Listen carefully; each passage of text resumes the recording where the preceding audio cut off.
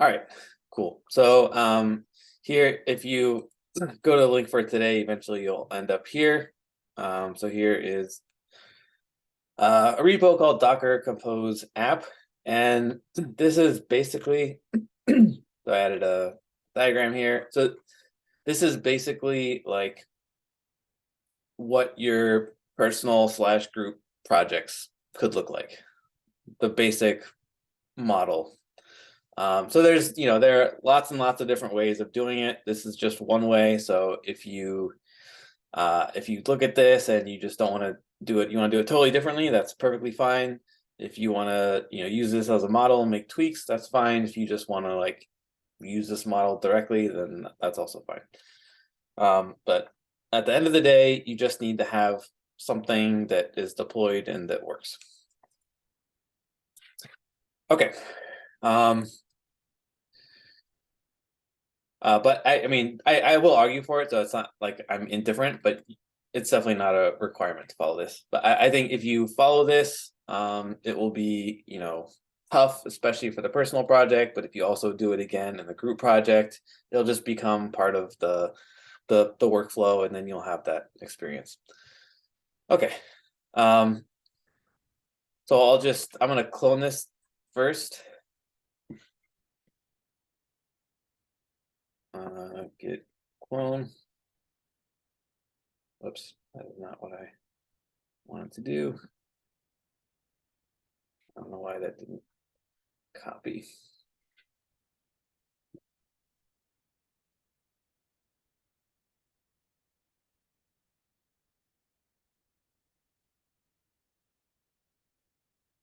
All right, so first off, I'm gonna be lazy. I'm just gonna delete the Git file. So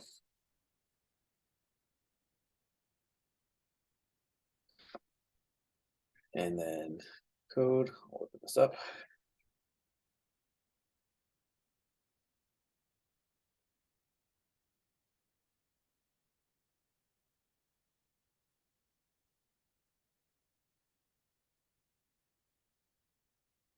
All right, so I'm just gonna kind of walk through the basic structure. So there's really two folders here. The README is just for, this, you can ignore that. There's a backend and a front end, and your backend is your Django REST framework, and the front end is your React. That's pretty much it. There's also this web server thing, which just has some configuration. We'll talk about that later. But your basic application is here. So your Django REST framework and your React app. We can just take a look at the backend first. So this is the Wine API. There's nothing spectacular here. It's using the default SQLite database. You can change that if you want, but you can also just leave it as is. So here's the settings file. I'll talk about this in a little bit, but I've taken out the secret key, and then so this will be passed in as configuration later, which we'll see. And debug will also be passed in as an option. So when you're running in production, you want debug to be false. And then allowed hosts.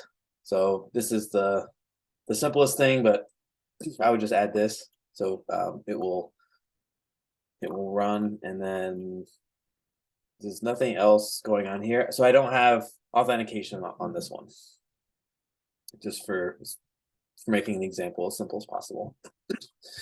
Okay, and then there's basically one route here, which is going to go to APIs. So here's the URLs there, and we've just got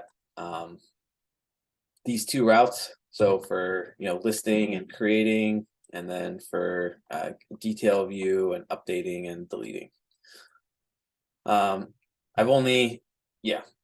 So you guys have seen this before, so this should not be new. Okay, so that works, and we can run it locally, and it should work. And then we also have the front end. So let me go here. The front end, this is the React application. So very simple. I am using the hash router, and then I have two routes here. one to get all wines and the other one to create a wine.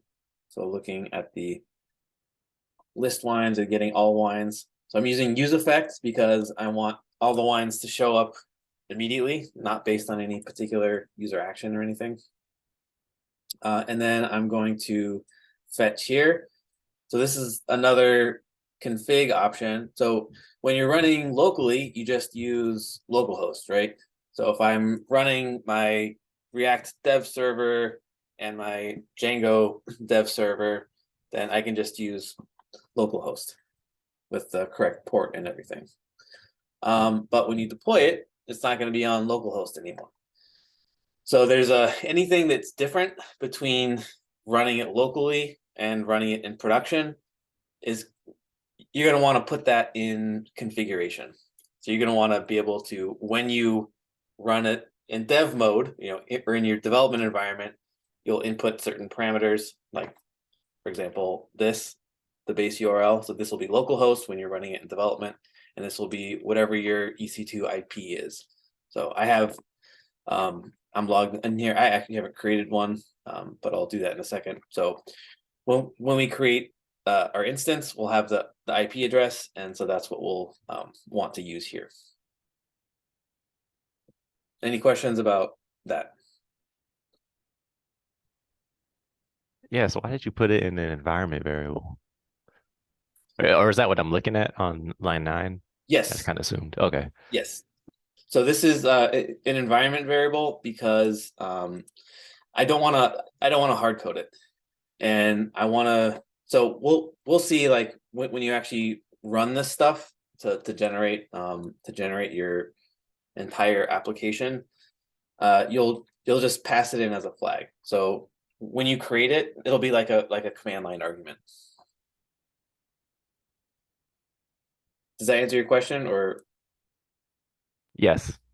okay, yeah. So we just want this to be like determined when we create, like if we're deploying it like on the EC2 server, we want this to be different, and if we're running it locally, we want this to be different.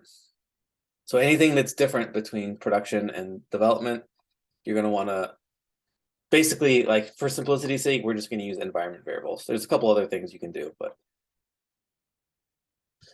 okay. And then just for completeness sake, we'll look at create wine, which is basically the same thing. It's just going to make a post request, but we have the same issue where the route, we don't know what the route is going to be, because in the development environment, it's going to be one thing. When we're developing localhost and then we deploy it, it will be some other IP, which we don't know until we create the instance. Okay. So that's it.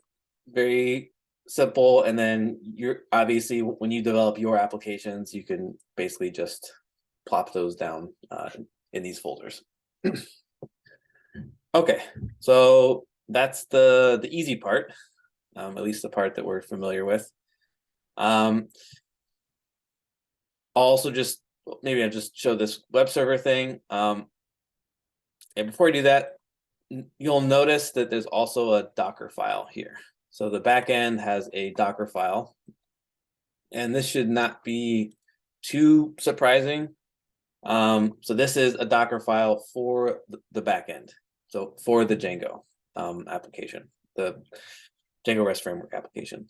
So we're going to pull from, so we need Python, we need an operating system, and we need Python to be installed in it. So that's kind of like the basic requirements. So we're going to pull from this base image. And then we're going to create basically work. Can anyone tell me what workdir does?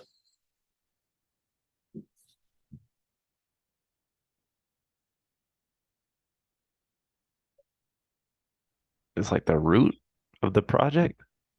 I'm sorry, of Basically, the Docker instance. yeah. So workdir, you don't have to do this, but workdir is going to basically say in the container, basically create a directory called source if it doesn't exist, and then every command after that in the container is going to it's going to assume this as its. So if you don't have this, it will run in the actual root of the container. If you create a work there like source, then every other command will be from root/source. So for example, the next line when we copy, we're going to copy our requirements.txt. This is our local requirements.txt into the containers, whatever the current directory is. And because we've assigned that to work there, then this is actually going to be the equivalent of /src.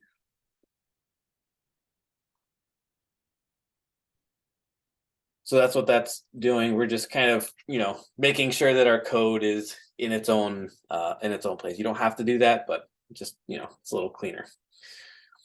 Okay, and then this is just what you would do locally, right? You install if you were just to clone this project down from GitHub, you would, create in this case, we don't have to create a virtual environment because the whole container is basically a virtual environment, but you have to install everything. Can anyone tell me why we're doing this in separate steps?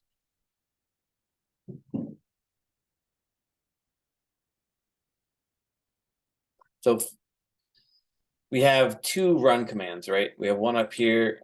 This is like installing all the requirements, and then we have this make migrations step. Is it just to give it time to complete the steps? Okay, yeah, that's a good thought. We could actually just run all this on one line, and it would work. So we could just do pip install requirements.txt and and whatever this is. You just paste that in there. So we could do it all in one line. One reason that you don't is that Docker will cache things. So each one of these lines is basically going to be a step that Docker will run. And every time Docker runs a step, it creates a layer. And it will cache the layer. So obviously the first time you run all this stuff, you're gonna have to download a whole bunch of stuff and it'll take like a few minutes. But the next time you run it, it won't have to start from scratch. It will have all this stuff cached. So if this hasn't changed, it won't have to rerun this. So you won't have to rerun, pip install and download all the requirements, blah, blah, blah. So it'll just stay there. And so things that are most likely to change should be farther down in the Docker file. This is just an optimization. It'll work in either case, but anything that changes, especially like your application code, because you'll be changing stuff in your code, you're going to want to have that as far down as possible. Chad, so not that you would want to, but you could then split line 15 up and then have two runs, is what you're saying? Like line 15 could be run migrations, make migrations, and then Yes. another one for, okay. All right. Yep. That would be its own layer. All yep, right. Exactly. In general, you want things to have as few layers as possible, but this is just kind of like optimization stuff, so you don't like worry about it. Okay. All right, and so maybe the tricky bit here is that we can, or a new thing I don't think we've seen in Docker yet, is that we can set environment variables. So this secret key, so Django, when we actually deploy our app, we don't want to put the secret key in source control, right? So this default is just for development. Like, we don't care about this. This is not what we're going to use in production. This is just something to use when we're developing. So debug is true. So we're in development mode, and this is just, like a arbitrary key. I have my, I could have my real key somewhere else. You can actually make up your own key. It doesn't matter.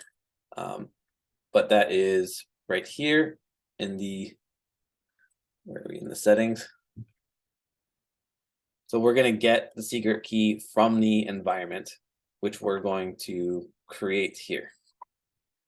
So this is configuration. So when we run it, this is something that's going to be different. So when we're running it in development, we can use some, you know, notional thing, and when we run it in production, we want to use the real deal. So that's the difference between development and production. So that gets put in configuration, which is basically an environment variable. Same thing with debug. If we're running it in development, we want it to be true. If we're running it in production, we want it to be false. So those are environment variables here, and we'll see later that we can override these variables. Okay, then we're going to copy over. So what is this doing? What is line 14?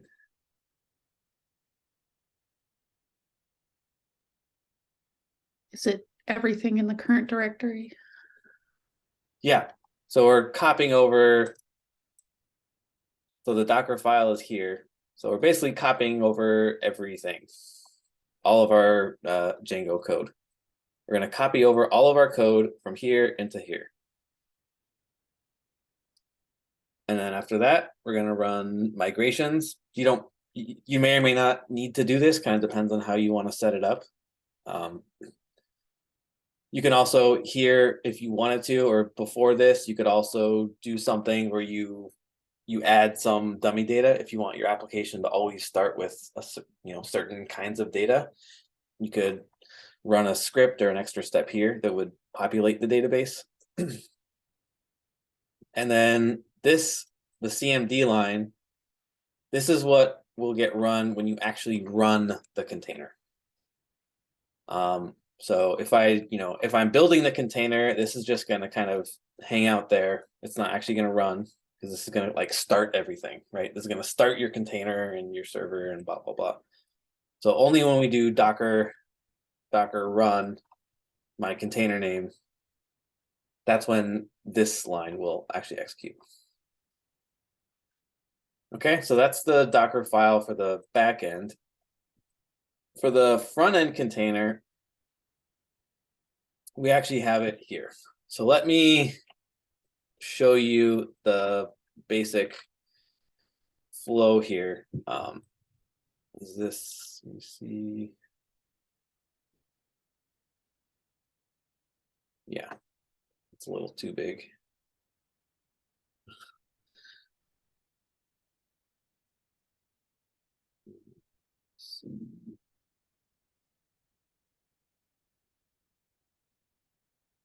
Yeah, that's too big. Dang it. That's also not going to work. All right, well, sorry. You're going to have to. Is there an obvious way to make this?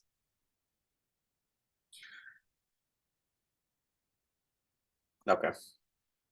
So anyway, here's the basic sequence diagram. So I had another one earlier for a slightly different setup, but this is the basic one for this application. So to keep things simple, we want everything to be on one server. So in the real world, you probably don't want to do that. You want different things to be on different servers, so you can create or destroy lots of them depending on how much traffic you're getting. But to keep it simple, everything is just running on one EC2 instance. So what's going to happen is someone's going to make a request to your website, right? So whatever, my example website.com. And then they're going to get back initially. That it depends on what kind of request. So it's going to make a request to this EC2 instance, which is running an Nginx server. So previously we've we deployed a React application using an Nginx server. And the way you do that is from your React application, you run npm build, which will take all of the code you wrote and basically smash it down into some JavaScript, HTML. And those will get put into a folder called build, and that's your static assets. So those are your static assets. So when someone visits your server, you're going to send them back those static assets. So you're going to send them back HTML, JavaScript, and so on. The way that this server is set up, if they want to use, so the API is hosted on the same server. So the way this will work, and we'll see this in a second, is the Nginx server will basically do one of two things. If you go to a certain route, it will just send back the React application, the static files. And if you go to another route, then that's going to basically mean this is your API. And from there, it will hand off the request to your actual Django application, which is going to be running this G unicorn or green unicorn application server, which we see over here in the Docker file. So this is how you like officially run a Django server. You use this something like Gunicorn, but this is the standard basically. So and this right here will change. So wines.wsgi application, that is a reference to wine. So this is my project name, wines WSGI application. So that's what that refers to, and this is just a protocol basically for it. It's like an intermediary between your actual Nginx server and your Django code. So this is called an application server. So it's just an intermediary, and it needs to be there. You don't really need to worry about it. It's just there doing its thing. So if a request for our API comes in, it's actually going to be handed off. That's going to be kind of proxied or forwarded to this Gunicorn application server running your Django application. And then from there, it's going to do its normal application logic, where it's going to go into URLs and get routed, and then it's going to hit a certain view, which is going to do some processing or hit a database or hit another API, whatever you do. And then it's going to formulate a response in JSON. It doesn't have to be, but it's going to be in JSON, and then send that back here to the server, and then that server is going to do whatever other processing to make it a valid HTML response, and then send that back to the final user as JSON. And once your React client gets that JSON, probably what you're going to do is that will update state somewhere, and then so you'll re-render a component, and then that data will be displayed. Any questions about that basic flow? Yeah, so I guess at like the high level, Gunicorn is doing what Nginx is doing for, or like they have like a similar function that they take away the need for you to upload your, I guess, computer as a server. Yeah, it's a bit weird, but so Nginx is your real server. So the Nginx is very good at serving up static files, basically. That's what it's built for. So it can't directly communicate with your Python Django code. So in part because your Django code is not just like a file that it can throw at you. It has to, call a function and do a bunch of other stuff and get a response and take that response and translate it into something else that it can use and then send that back. So Gunicorn is this layer which you really don't need to worry about at all. You shouldn't have to do anything with it, but it will take something from a server, and it can basically talk to the server, and it can also talk to your actual Python DRF code. So it takes something from the server and then calls this, application, calls this thing, which is just like a protocol for Python web servers. And then it will hand that off to your application code. Your application code knows what to do. It has the request. And then when your application code is done, this will also take that request and package it up in a way that the Nginx server can understand it. And then this Nginx server will send it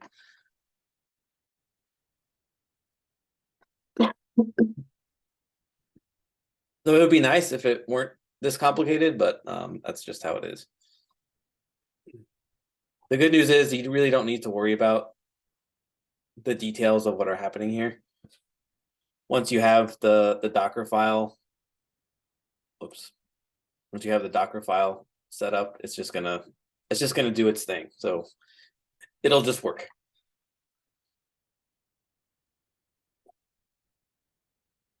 Any other questions?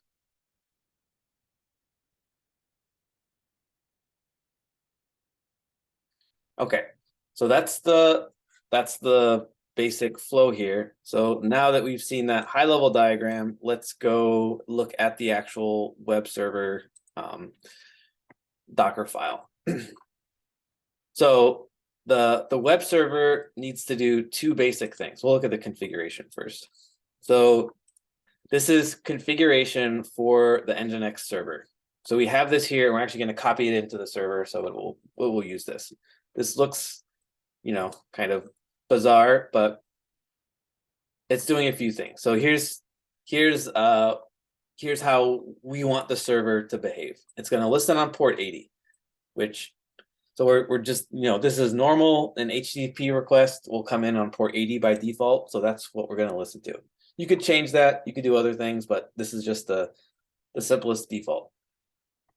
Now, what's going to happen is if you go to /, just like whatever, we could change this, but basically like any regular endpoint, then what it's going to do is it's going to look in this directory, which is nginx HTML, and it's going to grab, it's basically just going to grab an index.html file. And you may recall from before when we Dockerized React with Nginx that we're copying over, well, I'll talk about this in a sec, but we're copying over our built React application and putting it in this folder. So this is basically what we did before, where if a request comes in to this route, it's going to serve up your static React files. The thing we're adding here is this. So if you go to /API, which if we look at our backend,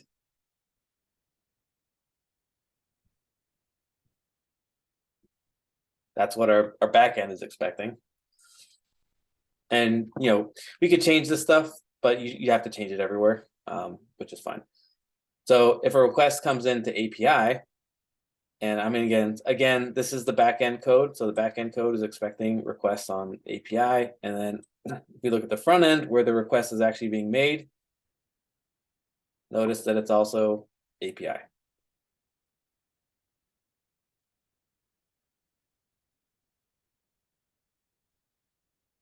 So any request that comes in to /API is going to get handed off. So you don't need to worry about the details here. I mean, you can look up, Nginx configuration if you want to, but it should work. So it's going to get handed off to this. And API, excuse me, is a reference to this. So here's some other, this upstream is basically further specification of this proxying. So a request comes into /API, your Nginx server is going to pass it off. It's going to pass it off to this.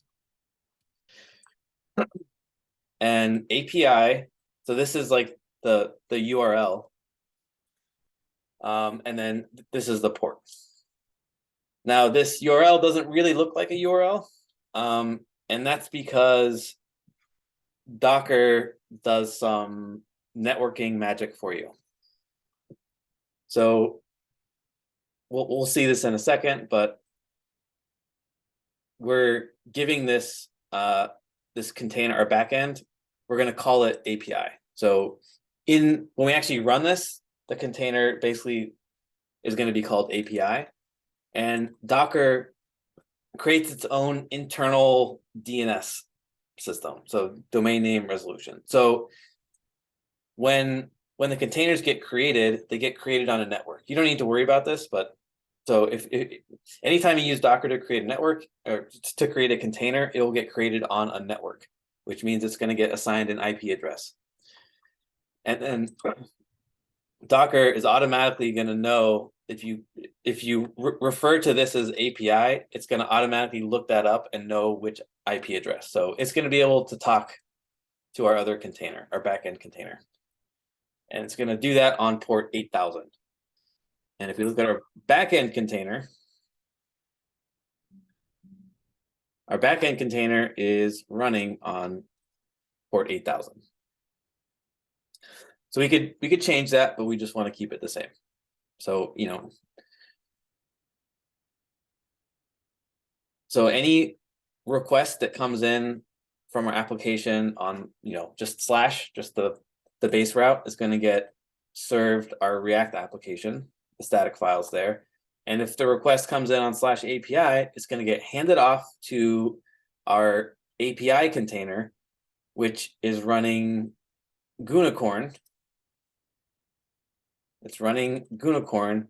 And so it's going to hand it off to our application and process the request and get it back.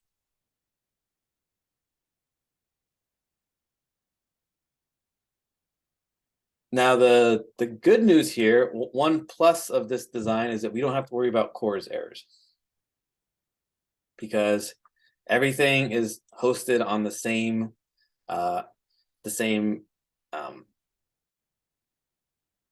URL and port. So everything is going to be hosted on whatever your IP address is, port 80. So that's one plus. Okay, and then let's look at this Docker file. So this Docker file is basically going to handle building. So this is a little bit more complicated than what we did before, but you should just be able to use it as is.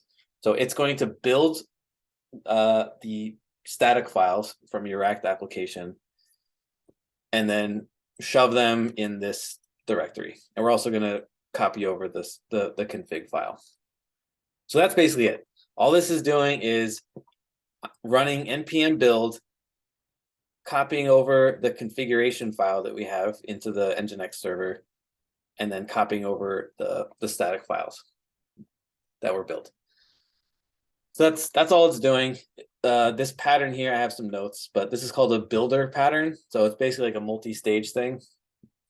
So you could just run npm build yourself and then just copy over the files. That would also work fine, but this is just a slightly more automated way of doing it. So we have this. So we need this like intermediate container. So we need something that has Node in it so that we can run npm build. But once we have the static files, we don't need npm on our server, right? Nginx is just going to serve a static file. It's just like throwing a file at you. So it doesn't need Node for that. So we're actually going to, that's when you use this builder pattern. So you do from whatever as, and then you give it a name. It doesn't have to be builder. It could be whatever name you want. Then we do the same stuff we usually do. We're going to, copy over the package.json, npm install, and then copy everything over and then run build. I guess the tricky part here, which you don't really need to worry about, is that as we saw in the front end, for example, we don't know what this is going to be. Like we can't hard code this because it's going to be different depending on what environment we're in. So we're passing this in as an environment variable. And here, when we build it, this is where we're setting it. So I have it default. This is going to be the default localhost. But when we do a production run or a deployment build, we'll override this with whatever the IP of our container, with whatever the IP of our EC2 instance is. And we have to use this arg and then end. We don't need to worry about that. You can look into it if you want, but we need to have this when the container is built. So we can't just do an environment variable because that will work when it's running, but when it's actually built, we have to do this. So This is just kind of a technicality, which you can look into if you like. So once we have our image built with the correct base URL, then we're going to kind of dispose of this container basically. And we're going to say, okay, what we really want is this Nginx container. And we're going to copy over the config we have here so that the server is configured the way we want. And then we're just going to copy over this build directory. So at the end of the day, we're going to have an Nginx container, which has our React stuff in it. So this container will be able to, just on its own, if you just ran this, it will be able to serve your React application to you. Is it kind of a performance thing? What's the point of doing the builder and getting rid of all that stuff in the container instead of just doing it all for the final image? Yeah, so the point of having this builder is to automate the process. So you could by hand every time you wanted to either create a new version or build a new container, you could just run npm run build and then take the file and then have that like copy this from this. But you have to do that manual step. So this is a way of avoiding that manual step. Okay. So the only thing, all of this is just in order to get npm run build, basically. So if you want to run it manually, and you can even, if you want to, you could even manually go in and say, okay, I need to do a development build, so I need to remember to go into my application and change every occurrence of base URL to localhost, right? So I change this to localhost, I do Control F in my code, and I change this to localhost as well. And then I build my container, and then it works fine. And then if I want to do a deployment build, I have to go in and manually change all these, and then manually run npm build, and then I could run this basically.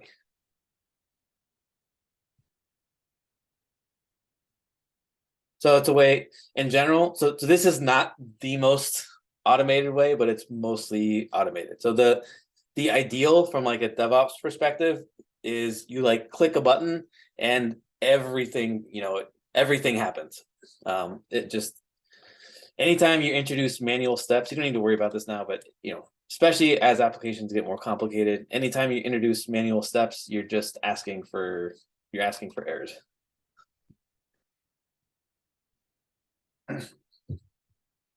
Okay, so we have this image will be the Nginx container. It's going to have our React static files built into it, ready to go. So we can run this container, and we can hit it, and it will give us our React files. But that's not really enough. We also want it or need it to have this other container running with our backend API code. So we're actually going to need to run both containers at the same time.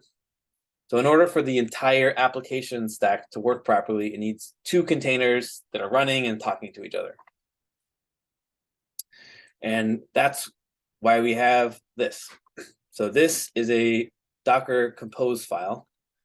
And you can use a Docker Compose file with just one container if you want. There are some advantages to doing that, but it's mostly for, this will describe our entire application. And it's got a few basic components. The first one, there are a couple things that it has to have. Every Docker file has to have this version thing. It has to have the services thing. And then it has to have at least one actual service. Can anyone tell me what format this is? It's YAML, which I totally loved when they introduced that. Yeah, YAML is great. You could do this in JSON, but this is like, it's like if JSON is JavaScript, YAML is Python.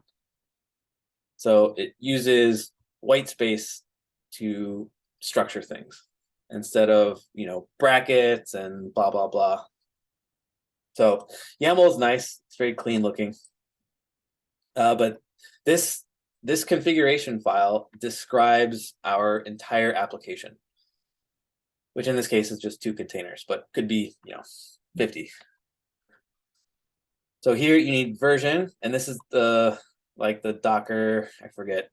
It's not the version of Docker or the version of Docker Compose. It's like the version, blah, blah, blah. You don't need to worry about it. Just use the latest one. You can also, I think, just use 3 without specifying the minor version. You have to have that. And then services, this is a keyword. You have to have, has to be called services. And then the individual services. So here's one service. This is the API, and the other service is Nginx. Now this can be any name that you want. So I happen to call it API, but you can call it anything that you want. And same thing with Nginx. You can call it whatever you want. And the main thing that you have to do is you have to give it a Docker file. So it's basically going to run. It's going to run your Docker file. And here you're telling it what Docker file do I need to run and what options do I need to pass in order to run it. So we're saying this Docker Compose file is at the top level, or at the root of your project. And we're saying the Docker file is in the /backend. So it's going to go in here, and it's going to automatically assume that something called Docker file exists. So the API is going to say, go to the backend, get it, and use that Docker file. Then I want you to run it. When you run it, I want you to do this port mapping. I want you to take the internal port on the container, which should be running at 8,000, and that's what we set it to do. You can see that right here. We're running on port 8,000.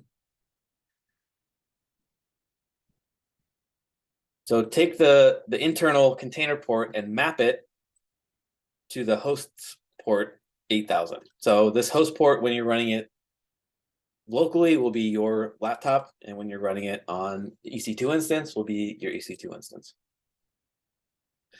But these ports can be different or the same. So they happen to be the same, and that's frequently the case, but they don't have to be. Okay, so we're going to map internal container port 8,000, which is what we set our container to run on. It's going to map externally to the host on port 8,000. And then we also need to set these environment variables. So this is for the API. Let me pull up the Docker file for that.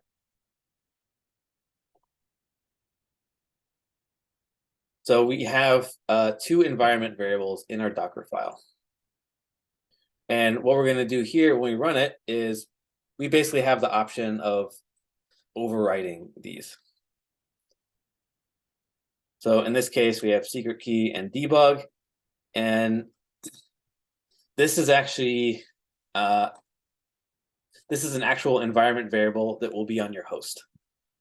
So we'll see how we run all of this in a second, but you're going to have an actual environment variable on your host called secret key and debug, and that will get picked up by this Docker Compose file, which will then run the container and override these values.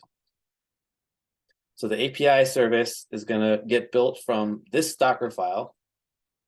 It's going to map this internal port 8,000 to the host's port 8,000, and it's going to set these 2 environment variables. So that's the API service. Service is basically synonymous with container for the most part. This Nginx service, or Nginx container, is a little bit different. So I'll explain why, but I wouldn't worry about it too much. So I can't just pass it a Docker file directly. I have to use context. So if we look at the structure, just the file structure here, we can see that we have the Docker file in this web server directory, but we need to go into this front end directory to get all the code. So what we're doing is we're setting the context, which is kind of like almost like the workster of a Docker file. So we're saying when when you run this operation, kind of your point of reference is going to be the current directory, which is the root of the project. And then from there, the Docker file is going to be web server Docker file. And then this Docker file is going to assume, for example, it can go into just front end instead of, / front end. So this is maybe a little odd, but it's just something you have to do based on the folder structure here. So this Nginx container will get built here. Ultimately, it's going to have an Nginx with your application code on it. And this is some other, there are optional configuration things you can pass. You don't have to do that, but this is just an example. So restart always. So if you run everything with Docker Compose and something happens and the container gets killed, it will automatically restart. And then this is the same port mapping. We're just going to, since we're expecting, if you look at the configuration file, we're listening on port 80. So port 80, and then the external on our EC2 instance, we're going to assume normal HTTP traffic, which is going to come into port 80. So we're going to map the host port 80 onto the containers port 80. Any questions about that?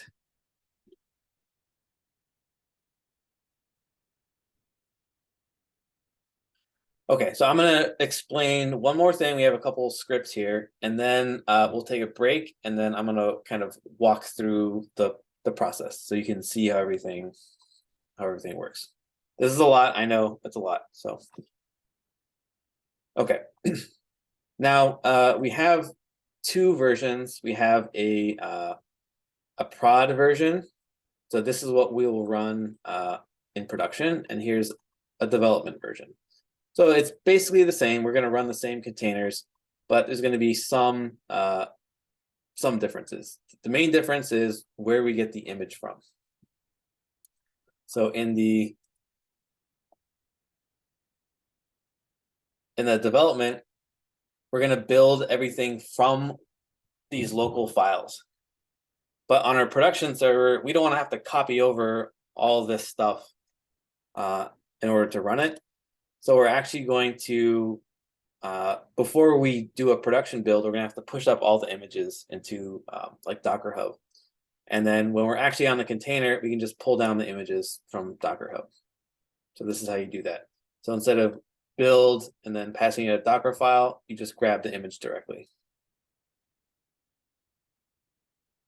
And then we're going to do the same thing, the same port mapping, and then the same environment. This is all the same. It's just where we get the image from. So this makes it so we don't have to copy over all of our application code onto the server. Okay. And then how do we actually run this stuff? Well, we would do this. So here's a script to make this a little easier. So we're actually going to set, I'll copy this to the right. So we know that we're going to need two environment variables, and this is going to get pulled. It will actually read this. It's nice. It'll read this directly from the environment when you run it. So we can set these environment variables. When we run this script, this export is going to create an environment variable, which will then get picked up here. And then we're going to run Docker Compose. So Docker Compose is the command, just like, Docker run or whatever. So Docker -compose. And then the basic command is build. So Docker Compose, up. Docker Compose up. That will start everything and run everything. And we'll see that in a second. This is an option you don't need to worry about, but it's just going to make sure that it rebuilds stuff. And then here, because we have So we're basically just telling it directly the file to use. So docker compose run this docker compose.dev.yaml, run this one, and make sure you rebuild anything before you run it. So this is just a convenience script that will run the docker compose file. And then the same thing with prod. The only difference is we're actually going to set these environment variables. So we're not just going to use the default stuff. So this would be your actual secret key, and this would basically be false by default. And then a version would be an incremented version. So like version 1.5. So every time you deploy your application, you're going to want to change the version number. And that version is going to come from here. So here's another, this is a convenience script to build and push up your Docker containers. So anytime you're developing, you push up a commit, and so your master branch or your main branch is updated and you want to redeploy based on that. So in that case, you would run this script, which is going to build, and I'm making sure for M1, etc. users that you're specifying. I'm assuming that you're running Amazon Linux. If you want to run something else, you might need to change this. And then we're passing in some configuration here when we actually build the container. This is the base URL. So this would be either localhost or whatever your IP address is. And then this is, you would increment the version every time you run it. So you would run this file and pass in 2 arguments, base URL and new version. So we'll see, I'll show you examples of this. And then this setup EC2 script is just to install Docker and Docker Compose. Okay, so that's the overview. Why don't we take 10 minutes? You can cry in the corner, and then we'll come back and I'll walk you through some examples.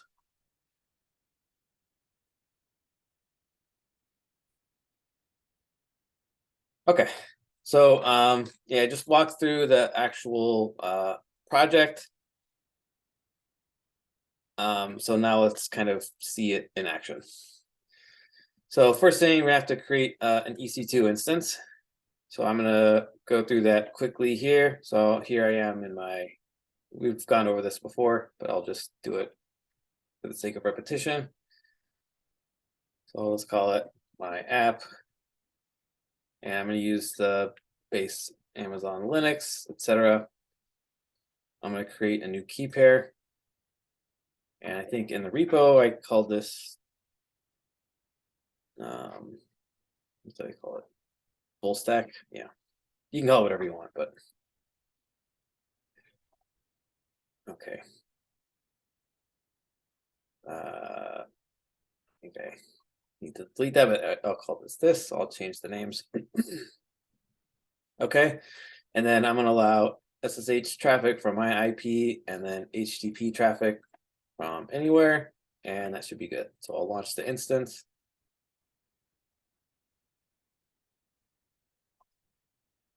And then I can go check it out while it builds. Meanwhile, I'm going to copy that certificate here. And I'm going to, into my Docker, ignore. Just make sure that I'm not pushing up those credentials.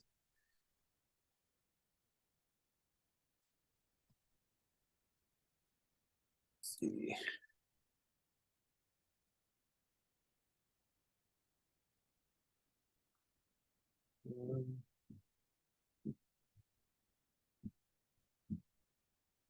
Not sure why that's not. Oh, because it's not a Git repo. Sorry. Yeah, I deleted the Git folder, so this is not Git repo. But okay. So I make sure that, and I also have this .env here. So I'm going to create .env, and this is where I would put my Django, like my actual Django key, or something else that was important. So I'll just do this, but this will just be, you know, random. So this could either be random or you could use the one that comes with Django, or you can generate your own. Okay, so both of these are going to be in git ignore, so I'm not going to push them up. I'm not going to push these credentials up, but they'll be available when I need to build stuff. Okay, so I've got that, and then let me go back to the EC2 instance that's running now. So now I'm gonna connect, I'm gonna SSH in, and I'm going to install Docker and Docker Compose. So I'm gonna modify the permissions on the private key, and then I'm gonna SSH in.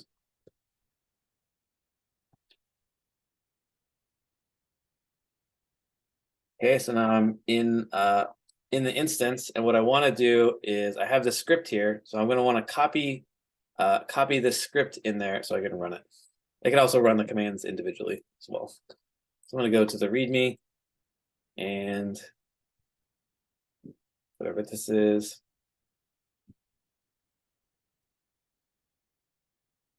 So I'm basically I'm gonna exit here, and I can use most of this command. So I'm going to do scp-i. So this is the credential, and then here's my IP. And what I want to do is I want to copy the setup.ec2 script. So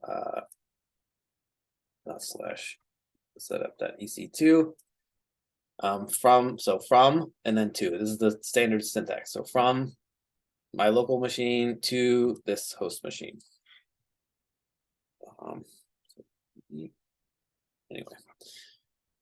so go back over here, and then I'll have to use, after the IP address, it's :/home/ect user. So this will be like basically like your working directory on your server. So if I do that, I run it and it's successful. If you get an error, you'll have to make adjustments. But now I'm gonna SSH in. So I've copied over this script. So now I'm gonna go back in, and if I do ls, I see it right there. So I'm gonna go ahead and run that script ./setup.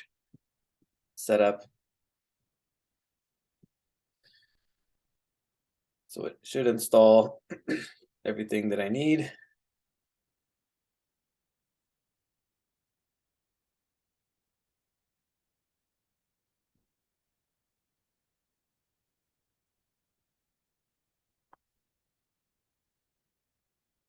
Okay, so now I'm going to exit and then come back in, and that's just so that the permissions take effect. So we can take a look at the file. So one thing is I have this this line at the top. So this is like a shebang line. So this basically says run this file using, this will often be bash, but in this case it's just sh, and that's because we're running Linux containers, or sorry, Alpine containers, which don't have bash, so you have to do sh. So any script that we run on the container is going to have sh instead of bash. So just like here, this is the prod one, which we're going to run on the container, it's sh, and the dev one, which is going to be run locally, so that'll be bash. And so this is all the stuff you've seen before. Just one thing I want to note is this -y flag. This basically will say answer yes to any question. So usually when you run this command, it'll say like, are you sure you want to do X, Y, Z? So this will just, so it's fully automated. It doesn't need any human input. Okay, so our instance should be set up now to run everything. So let's go back to the README. So we ran the setup script. So our EC2 instance is good. So now what we would have to do is, if we want to like deploy our application right now, I'm going to create another terminal here. So what we have to do is build everything. So So for the first one, I'll just build it as is, and then we can make a change and then do it again. So this build and push images script, this is what we're going to run. So // build and push images, and this is going to take 2 arguments. So $1, this is bash. This is bash syntax, and it just means the first argument, and $2 is the second argument. So the first argument we're going to pass in is the base URL. And this is what's going to get put in our React front end when it's making API calls. So we're going to need this base URL is going to be the IP address of our EC2 instance. So I can get that from right here, public IPv4 address. I'm going to copy that, and I can paste that right there. And then the new version. So this is the first one, so I'll start it, 1.0. You can use whatever you want. You could just use a single digit and just increment it 1, 2, 3, 4, 5 every time. You could do, you could have 2, like 1.2. You could have 1.2.3. It doesn't really matter. So I'm going to use 1.0 for the first one. And I run this. So it's going to take a little while because I had cleaned out everything from my. So it's going to run Docker build. It's going to build.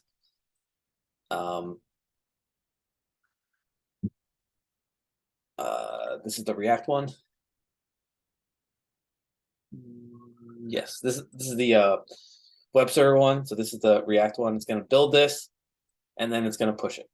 And it's going to do the same thing. It's going to build the backend API, and then it's going to push it.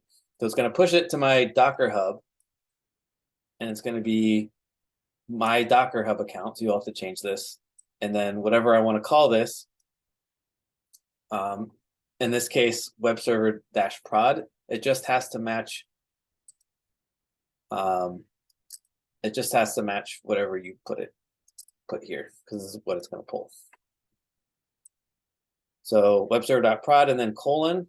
So we've mostly just used latest. So if you don't provide any further specification, it will just automatically get the tag latest. But here we're going to specifically mark them so that we can be sure we're tracking what we're deploying. So a couple reasons to be specific with the version numbers, to actually increment them, is that, let's say, one, it prevents you from accidentally deploying like an older version or not being sure which version you're using. And 2, if let's say you're pushing, you have your application and it's running and you want to add a new feature and you test it and it seems to be working locally, and then you build it, then you discover a bug or something later in production. If you want to go back to a previous version, then you have it there automatically. You just have to rerun the build with the specific version. So it's very easy to it takes like 10 seconds to revert to a previous version of your application.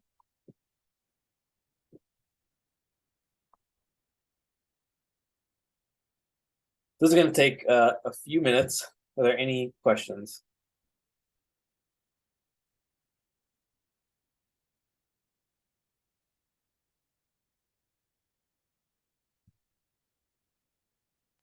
So just making sure I have it 100% correct. This file is where we establish the name of the images, and then the compose is where we refer to the names of them, correct?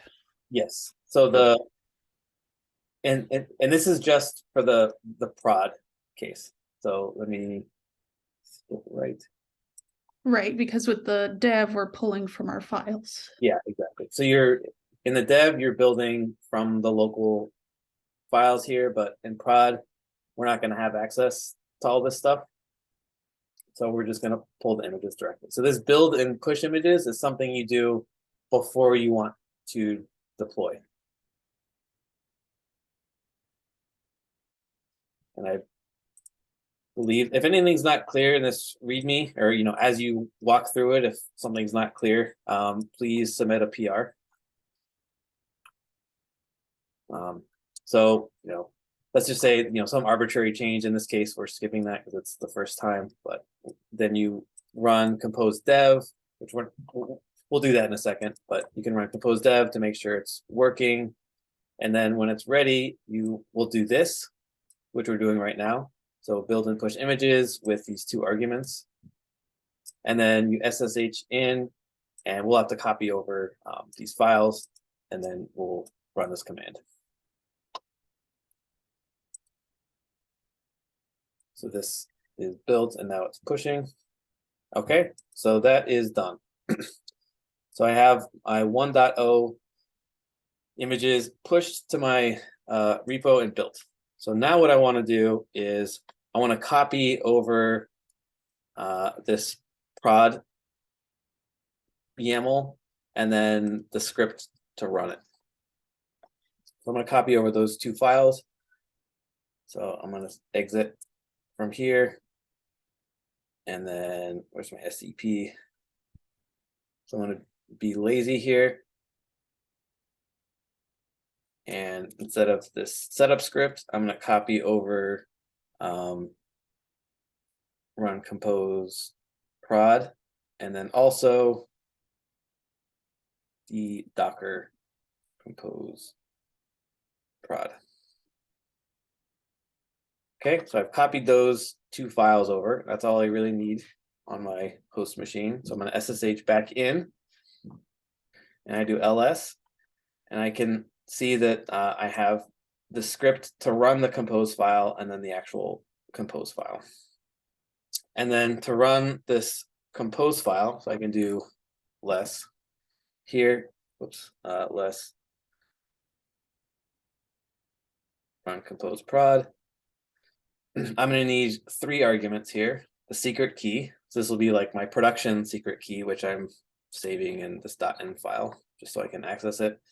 And then debug, which should just be false unless you have some other good reason. And then the new version, which will be the same as this right here. So in this case, it'll be 1.0. Okay, so I'm going to queue. This is also one reason to use to learn at least the rudiments of Vim. So VI, oops. If you wanted to like make some quick changes to something and try it, you could do that here. Okay. You really just need to know how to insert something, like the insert and escape, and then to save it. That's really the minimum you need. That's all I know. Okay. So let's go ahead and run the /run compose prod, and we need those. So I'll paste in the secret key and then false, and then the version number, which is 1.0.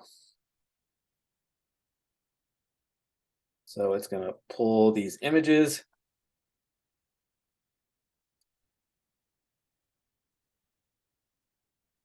And now it's running it. So this should be working. We have our application. So just to go a little bit, so it's going to pull the images if it doesn't have them, and then it's going to create some stuff by default.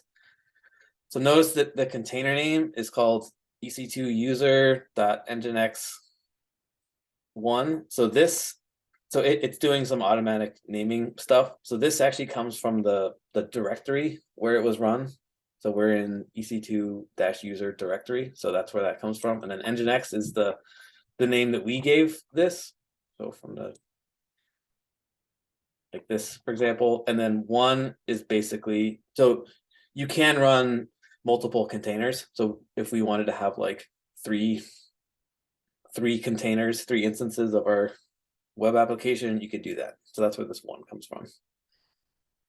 And then it's also creating this network, which you don't really need to worry about, but that's how it's able to access. If you look in the web server default config, that's how it's able to know what API means here, because it's creating a network which has a DNS service, which is able to resolve this into an IP. Okay, and then you can see here's the EC2 user, and then the Nginx container and the API container. So these are both running and listening. So now If I go here, I'll take this IP address and I can paste that in there. And this works. So hopefully this works because I've tested it a few times. And if I want to list wines, so here I've actually made an API call. That's how I got these. I can look at the network tab.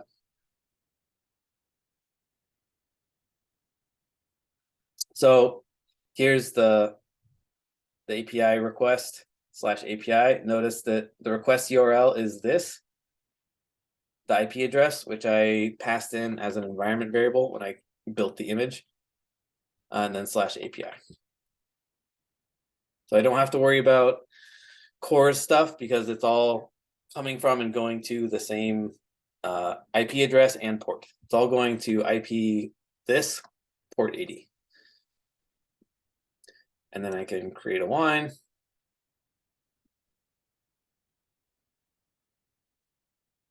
And I can go the list wines, and that is there. Okay, any questions about that?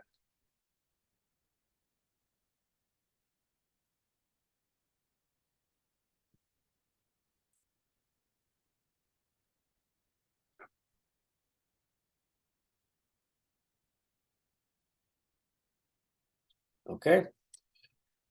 So now let's say, okay, this is good, application's running, but now I want to add a new feature or fix a bug or do whatever. So I go here and I'm just going to make a notional change here.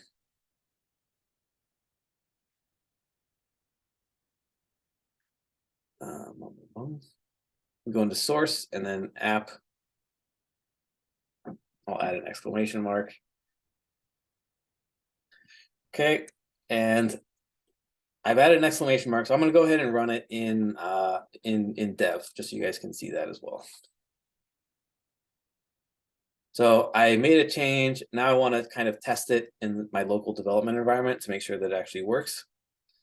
So I go here, run compose dev, and I don't really need to pass in any arguments here. I could, but there's really no need.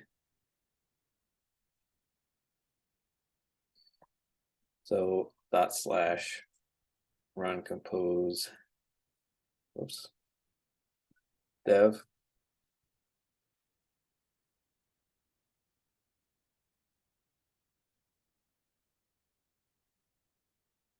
This will also take a minute, but we should get output that looks basically exactly like this, except it'll be on my machine instead of on some other server.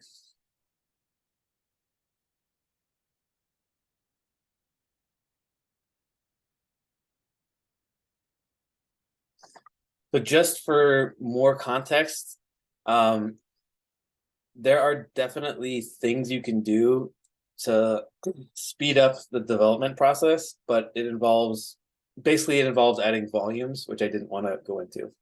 But if you want to look into that, feel free.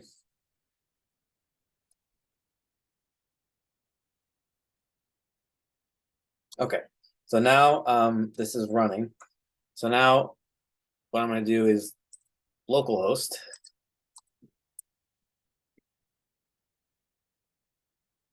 And I have this here. If I go to list wines, this works. Notice the exclamation mark here. I can create a wine. So I can do whatever testing I want to do here. Go back to list wines, that works. So let's say, I've been developing stuff. I kind of get it working just in React, or however you want to do it. And then I can kind of test it, do like an end-to-end test, at least some form of end-to-end testing with like a local complete deployment environment. And then once I'm sure that this is good, I can, push up a commit, get it merged into master or main. And then once that happens, I can say, okay, I think we're ready for a new release. So I'm going to stop this. Oh yeah. So I'm going to create another terminal. So there's a couple ways you can stop this. So this is running, Docker Compose is running this, and I can do Docker PS, and I can see there's these two containers running. Actually, let me just do this here.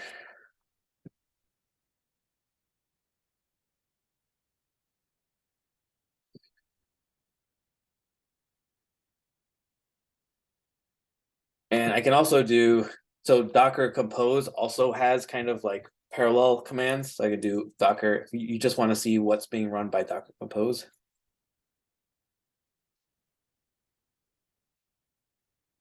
So here's this Docker Compose app being run, and Docker Compose. I can also do logs. Where is that?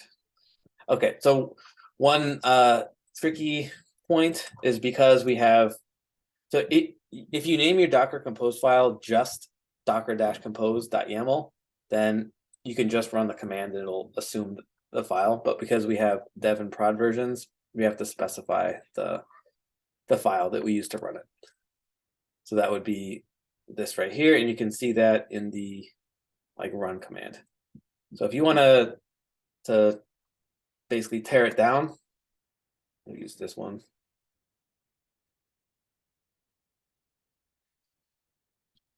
First off, I'll show you how you can get the logs, for example.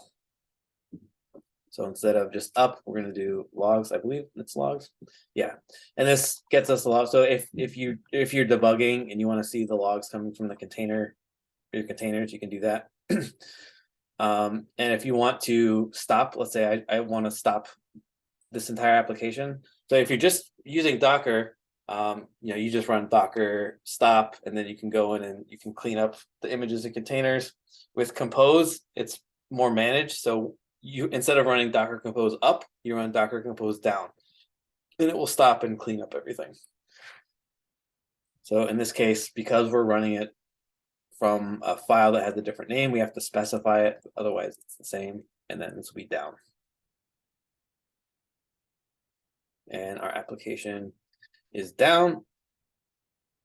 So now locally, we're not running anything. The old version is still running on the deployment server, but that's fine. So we have this local version down. So what we do is, again, once we're sure everything is good, we've committed to main or master, and now we want to cut a new release and deploy it. You would run build and push images again. So let me see if I have that saved somewhere. Yeah, build and push images.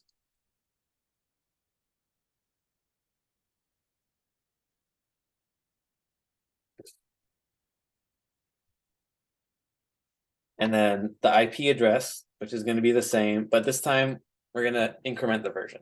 So this will run 1.1 now. This will rebuild everything and push everything. And I'll go to my Docker hub.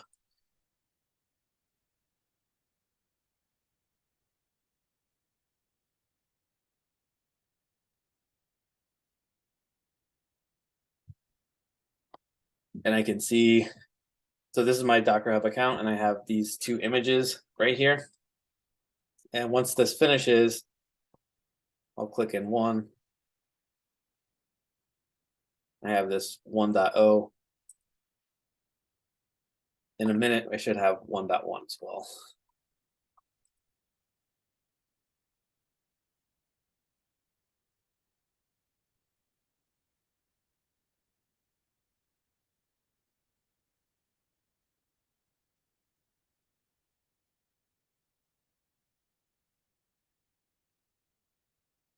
If you have any questions at any time, feel free. Where did you get your secret key from again? The one that you put in your .env file. I just made this up, and you can make one up too. But when you create a Django application by default, it comes with one, so it'll like automatically generate one for you. So you can either use the one that it automatically generates, or you can kind of create your own. It doesn't really matter as long as as long as it's the same. Okay, so all we'd have to do is define it in that file and then run it. Yeah, you don't have to even put it here. You basically just need to store it somewhere where you can access it, but no one else can. Gotcha. Oh, because you use it to build the image, right? And that's the only place you put it in. So I use it when I build the production image. So this is like my production secret key. And then for development, I don't really care. So I just use this, let's say a dummy value, and this would be like, oops,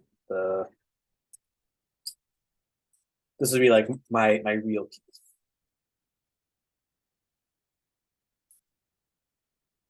Does that make sense? If Yes. not,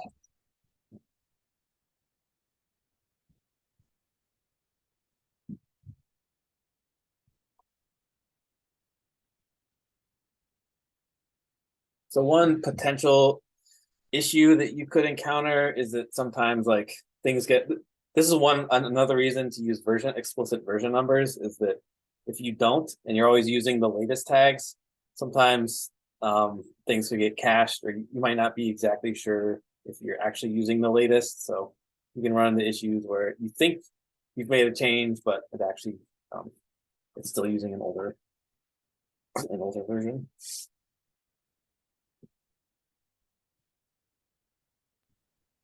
I think I'm going to see when you pull up the new site after you build this production file, but as far as database persistence goes, like all the data that gets put in there, is that going to hang out through the builds? Is that cached? How does that work? Yeah, so that is a great question. So this is not the most robust. So I tried to basically get something which is basically realistic overall, but not too complicated. And if you wanted to persist, like actually persist data, you would want to use a different container. So that you have a couple options. One is you could use RDS, so Amazon Relational Database. It's like managed Postgres instance, which you could use pretty easily, but that's not free. It's very inexpensive. It will cost you like a few cents probably, but not free. Another thing would be to use a volume. So you have a couple options. One is you could have, if you want to use Postgres, which would be ideal, you would have another container. So you would add another service here, which would be Postgres. So you'd have a Postgres container, which you would build, and then in your backend settings here,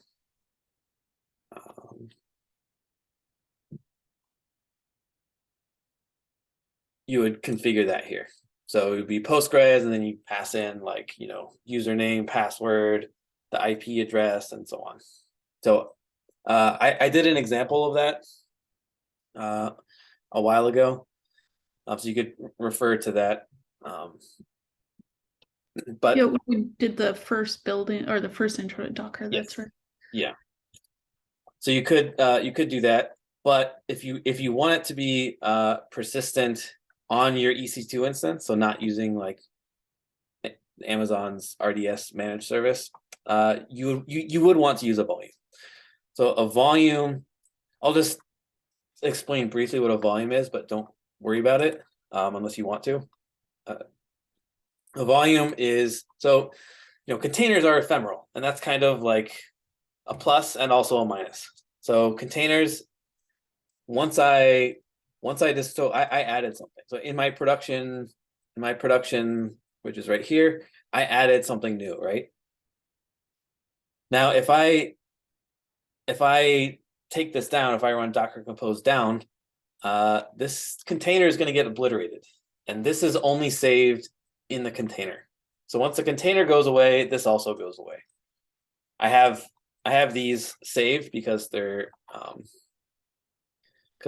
saved in my local database here. But that would go away. So if you want something to persist, and you do want your database to actually persist, even if you, for example, upgrade your container, you're gonna want this to persist. So you're gonna have to use a volume, and a volume is basically a mapping from the local file system to your containers. So it basically says, I'm going to actually save this on my EC2 instance. I'm going to save this database on my EC2 instance, but I'm going to give access. I'm going to create a bridge between this local file system where the database is persisting and the container. So if you destroy the container, the database hasn't gone anywhere. It's still the same. And then you spin up a new container that can still access that file system. But yeah, I just made a judgment call and said that that was more complicated than was necessary, but feel free absolutely to use volumes. That would be the ideal. But we could use the Amazon services one too, and that would just persist. Yes, you could use you could do either. So you could either add another service to your Docker Compose and make sure that the Postgres has a volume, which is really not that complicated. We could also add volumes here for local development just to make it easier. But yeah, again, I didn't want to introduce that. But I'd be, if anyone wants to play around with any of this stuff, I'd be happy to help out. Okay, so we have our new, our updated version built, and it should be pushed. So I go to my Docker Hub, and if I refresh this, I now have, this is my original one, and here's 1.1. So now I want to go deploy version 1.1. So I'm going to go over here. So I could, SSH back in or whatever, but I go to my EC2 instance, and I'm going to do Control C. So Control C will stop this container. And I can also run ls. I'm going to copy this. And I'm going to do Docker compose -f and then the file name and then down, basically just to be sure. But if you do Control C, it'll also stop everything. Another way, another thing you could do is you can run the container in daemon mode. So basically, like in the background, you pass it a -d flag. So it would be the same command. So if you wanted to try that, you could modify it. So vi and then run compose prod. So you could add, if you wanted to do that, you could add a -d flag here. I'll just do that for the sake of doing it. So I'm going to go to insert mode, which is I, and then -d. And now I'm done. So I do escape :WQ. Okay, so I have this, and now I'm going to run. I'm going to run the new version. Basically, I'm going to upgrade my thing. All I have to do is change the version number here. If you wanted to also rotate out the keys, you could do that as well, since we're not persisting the database or anything. But upgrade the version, and now I'm going to build it again. Yeah, let me just look that up. Docker compose.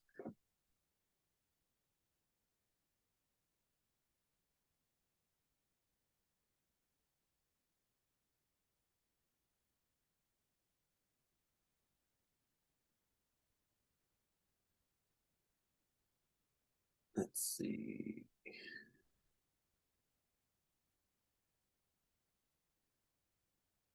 Is there not a daemon mode here? Let me see. Should be.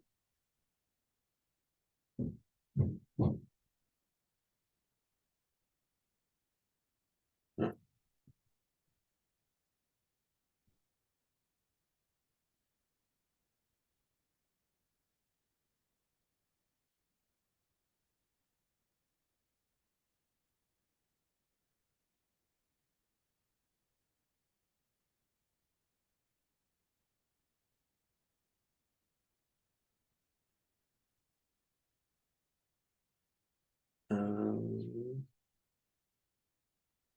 This might be slightly more complicated. Let me just try one thing here.